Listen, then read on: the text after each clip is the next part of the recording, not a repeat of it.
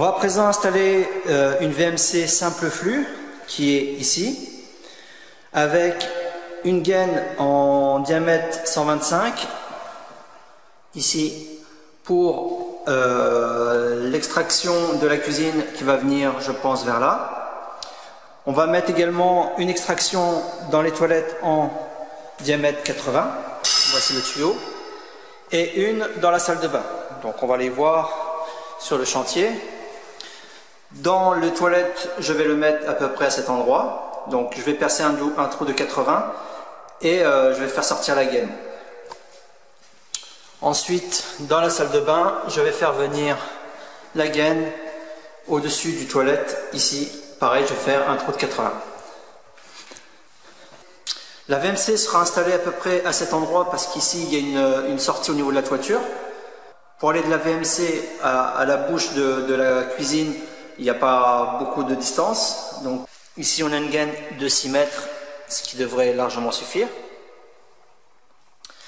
Par contre, pour faire la distance de l'endroit où sera la VMC jusqu'aux toilettes et encore plus jusqu'à la salle de bain, il va falloir beaucoup plus de longueur. C'est la raison pour laquelle on a plusieurs lignes de conduite en 6 mètres et on a des raccords qui sont ici.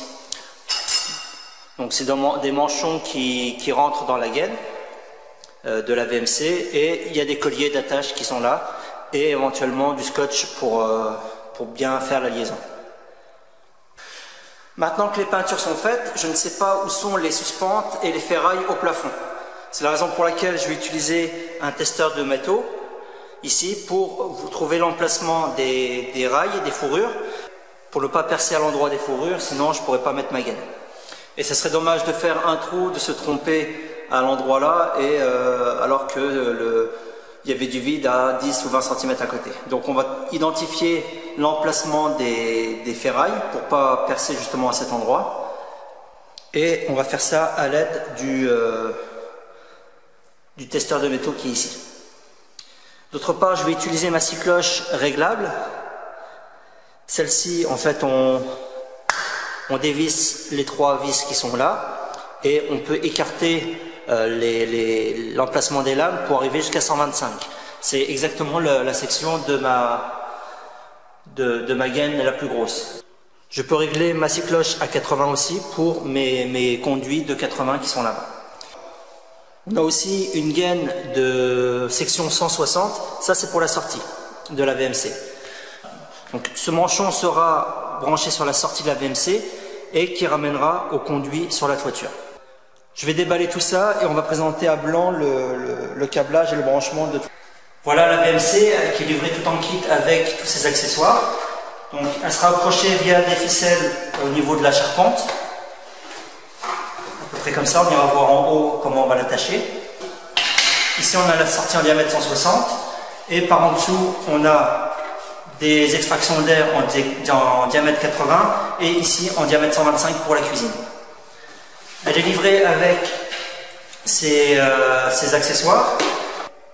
Les conduits d'aération vont rentrer emboîtés dans cet accessoire qui lui sera fixé sur la partie ici. Donc ici ça c'est en 160 et on aura la même chose pour les différents diamètres, dont le diamètre 80 qui est ici. Si jamais on n'utilise pas toutes les sorties, la VMC est livrée avec des bouchons qu'on peut mettre aux sorties qu'on n'utilise pas, par exemple. Ici. Voilà. J'ai déballé également un conduit de 80, il était compressé dans le carton. Une fois qu'on le décompresse, voilà, on voit bien qu'il y a 6 mètres de longueur. Donc au niveau de la VMC, on va introduire la gaine de conduit qui est ici isolée avec une doublure. On va introduire la gaine dans l'accessoire bleu qui va être fixé ensuite sur la VMC. De l'autre côté, si je dois faire des rallonges,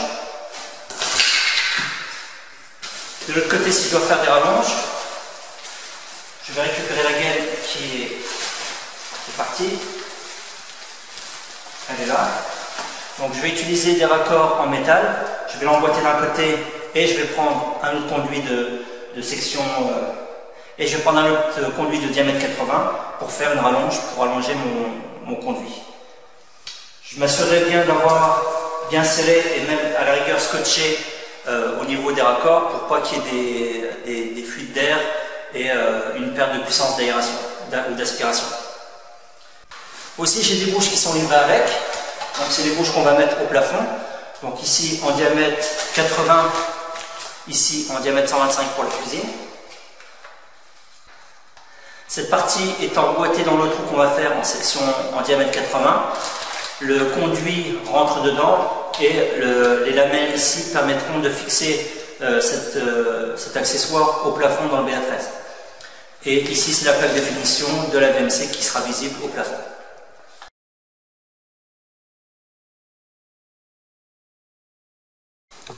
Ici dans la cuisine, je vais identifier l'emplacement de ma sortie et je vais chercher à voir où sont les rails. Pour ce faire, j'utilise mon testeur de métaux. Donc c'est pas une grosse marque. J'avais essayé des marques comme Bosch Professionnel, Bosch Bleu. J'ai réessayé une marque, un modèle beaucoup moins cher d'entrée de gamme et pour mon utilisation, c'est exactement la même chose. Du coup, je n'utilise plus que celui-là. J'ai rendu le Bosch Bleu qui valait plus de 250-300 euros. Et ça, c'est un testeur, je crois, une quarantaine d'euros. Et ça fait largement le travail par rapport à l'utilisation que j'en ai. Donc, je vais monter. Donc, ce testeur identifie l'emplacement des bois, de la ferraille. Donc, je le présente et je vais voir où est-ce qu'il bip. Voilà. Là, j'ai un indicateur. Je pense que j'ai une ferraille ici. Normalement, si je vais un peu plus loin, je me promène. Voilà. Donc là, c'est tous les 60. Je vais doucement. Donc ici, j'en ai une. Là, ça baisse. Donc la prochaine est là. Donc entre les deux, j'ai rien. Je sais que ici, à cet emplacement, je peux mettre ma bouche. Donc je vais faire un tracé au crayon pour dire que je serai ici. Donc voici la bouche que je vais mettre dans la cuisine, donc diamètre 125, et je vais utiliser ma scie cloche réglable. Donc je vais la mettre à fond, donc c'est une scie cloche de la marque Coldcraft, et je peux aller justement jusqu'à 125. Donc il suffit que je dévisse les trois vis là, et je vais pouvoir régler au maximum mon diamètre de perçage. Donc une fois que j'ai dévissé les trois vis là, je vais pouvoir tourner ici. Donc je tiens ma partie en plastique noir et je prends l'autre partie et on voit que ça bouge. Donc là je suis à fond. Voilà, là je suis à fond. Je vais serrer. Voilà. Je vais mettre ma visseuse et on va percer le plafond.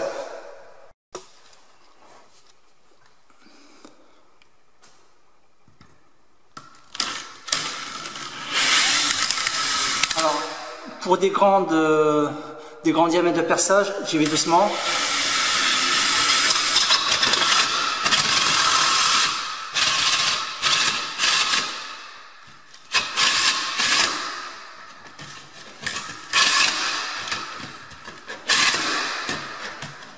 Voilà. Donc là, ça a percé. Je vais mettre un coup avec le doigt. Alors déjà, je vais essuyer les murs. Et voilà, donc là on est en plein dedans. On voit juste qu'il y a les gaines ici, les vertes c'était de l'antenne. Et j'ai plus qu'à passer ma bouche ici, à faire un passage dans ma laine de verre. Et mon trou pour la cuisine est fait. Je vais faire la même chose pour les toilettes et la salle de bain. Et je vous montre à quoi ça ressemble. Bon, j'ai fait les trous d'aération des VMC. Par contre, j'ai mis des tiges pour traverser la laine de verre pour savoir où je suis en haut. Parce qu'une fois que je suis en haut, je verrai que de la laine de verre. Je ne saurai pas du tout où sont exactement les trous que j'ai fait. Et pour éviter de les chercher, donc j'ai mis des tiges. Donc si vous êtes tout seul, bah, vous faites comme moi. Vous trouvez quelque chose d'assez long, d'assez dur pour traverser.